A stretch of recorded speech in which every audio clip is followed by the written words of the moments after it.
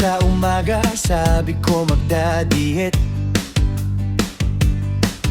Pero pag may tapsilog, biglang nawawala ang mindset. Isang subo lang daw pero naging 10. Yung plato ko parang only rice na totoo. Sabi ko tama na pero may dessert pa. Cake, ice cream, sayang naman to, diba? Hindi na papayat, mukhang malabo na. Kahit anong iwas ko, pagkain ang nanalo na. Timbang ko pataas, parang walang preno. Kahit tubig lang daw tumataba ako, grabe no. Hindi na papayat pero masaya.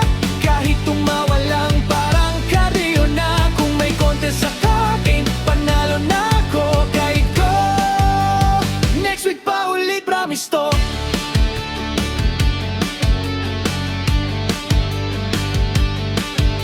Nag-gym ako minsan, selfie lang ang ginawa. Naglakad sa treadmill, pero picture muna bago hinga. Trainer sabi push, ako naman mamaya na. After 5 minutes, tubig break na agad.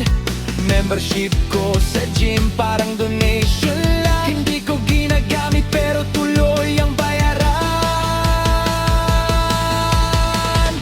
Hindi na papayat, mukhang malabo na. Kahit anong iwas ko, pagkain ang nanalo na. Timbang ko pataas, parang walang preno. Kahit tubig lang daw tumataba ako, grabe no. Hindi na papayat pero masaya.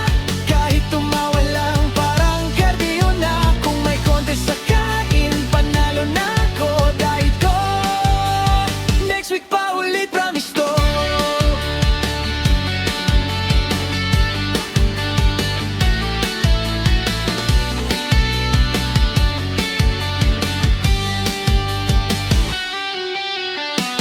Last rice na to, sabay dagdag ulit. Last na dessert, may kasunod, pang dalawa legit. Pag may handaan, wala nang usapan. Diet, cancel na naman.